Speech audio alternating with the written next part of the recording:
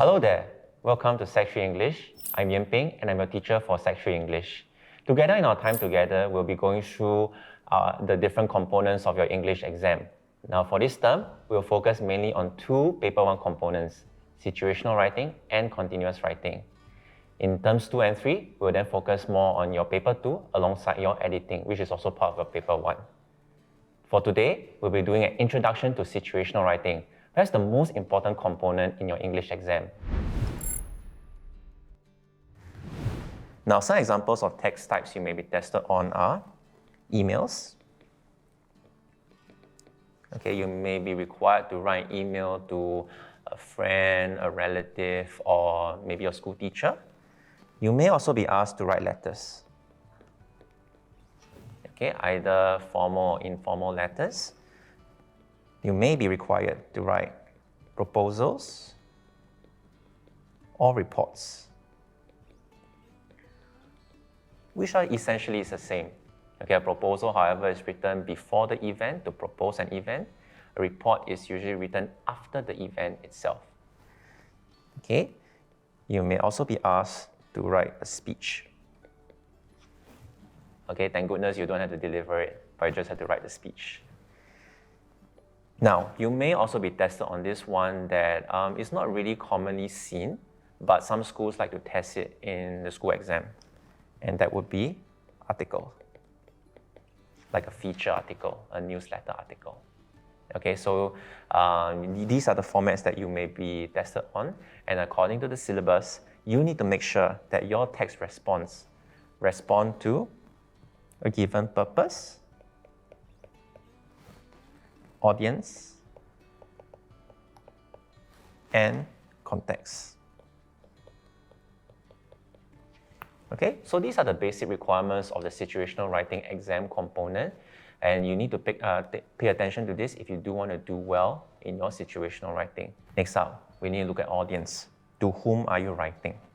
Are you writing to a supervisor, manager, or superior? Or are you perhaps writing to someone more familiar, like a family member or friend? Now, this is very important because you need to know the tone and register of your response. Okay? Now, you might be wondering, I know what's tone, but what's a register? Actually, you know what a register is. Usually when I ask students, what do you think is the tone that you got to adopt? They will tell me, oh, formal, informal. And actually, that's not really a tone, that's actually your register. Because your register is actually your level of formality. So it's either formal or informal. On the other hand, tone will be a bit more specific. How are you going to present this information? How are you going to sound? Right? So what are some tones that you may have come across? You may have come across occasions when you have to sound persuasive. You may perhaps have to sound enthusiastic. Okay? Or perhaps just merely reflective. Right? After an event, perhaps you need to sound like you are reflecting on what's happened, and then from there share your reflections with the recipient. Right? So that's tone and register. So now let's have a look at some commonly tested formats in situational writing. So what I've done here is to put together some formats that you are likely to be tested on in situational writing, and so that you can refer to them when coming up with a response in situational writing. Now on this page we have email. Now I'm sure all of you here know how to type an email, okay? But all the same, okay, you have to be mindful that in an exam, there are certain details that you need to include when you write an email in this case. Yeah? So let's have a look at some of these details. Firstly, in an email, you know that you need an email address for both the recipient and for yourself, right? You're going to set one up for yourself. So you need your to and from fields for email, both formal and informal. you also need a subject line. If you have received an email, which you should have, or ever sent an email, which you also should have, you know that the subject line is like a phrase telling the recipient what the email is going to be about. Okay? Now, where they start to diverge, however, okay, will be the rest of the email. So, for the formal email, you start with dear, salutation. Okay, so you have Mr., Miss, or Madam. Okay, followed by last name. Or in our part of the world, we actually call it the surname. Okay, do not address them by their given name. What if you do not know their name? Then you can use Sir or Madam instead. Okay, so that's how you start off a formal email. Now, on the other hand, for an informal email, you can use dear as well, or you can use hi. That's fine. You have a bit more leeway because the recipient is slightly more familiar. Okay, and as such, you can start with something a bit warmer. If the recipient is senior to you, like aunt, uncle, or grandparent, you should state the relationship. Dear or hi, aunt, uncle, grandpa, grandma. And you should also provide the first name. Okay, so that would be like the given name. Okay, do not use surname because it's quite likely that they share the same surname as you.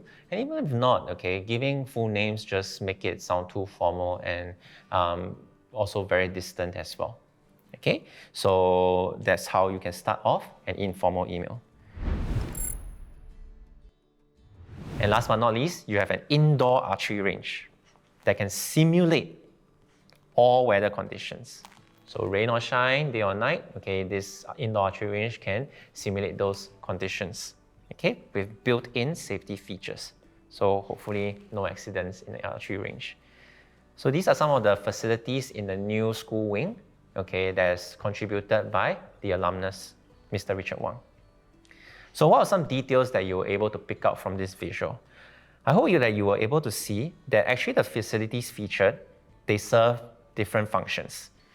Okay, two of the facilities featured, namely the dance studio and the archery range, okay, they are centered on non-academic activities. Okay, mainly what we can use them for like CCAs or other extracurricular practices.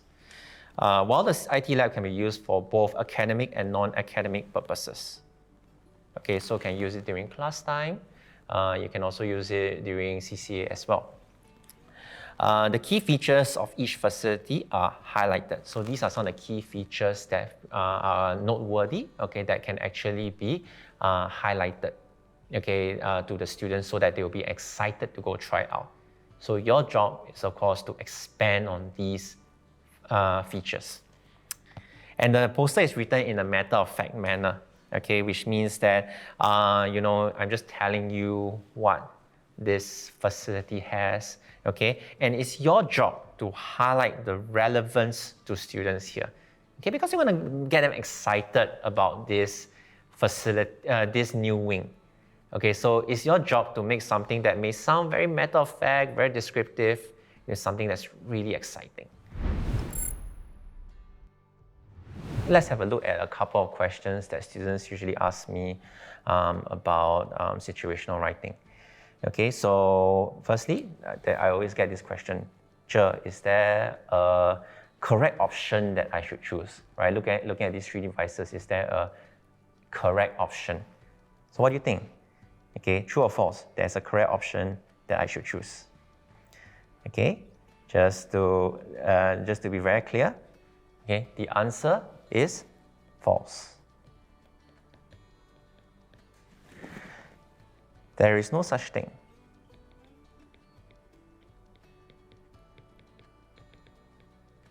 as a correct option. Now, I do get why some students feel that there's such a thing as a correct option, right? Because when you're in primary school, you might have gotten situational writing exercises where on the poster itself there might have been annotations, And these annotations are kind of like funneling you towards the correct option. Right? They may say that, oh, I already own this, I've done this before, so on and so forth. Okay? But I'll tell you that in secondary school, there's no such thing as a correct answer. Okay, you can choose any of the options there, and that's perfectly fine. Okay, back in primary school, remember, after all, situational writing was only worth like what, 15 marks back then? Okay, compared to composition, which was worth 40 marks, you can see the huge disparity there. So back then, they were more concerned about making sure that you can string your sentences together, you can process information that comes to you. That's about it. That's about it. Okay, but in secondary school, situational writing is about being able to also make decisions and explain them as well. So don't feel constrained that by the possibility that you have to make the correct option. No. Okay, if 3 options are up there on the poster, you can choose any of the 3.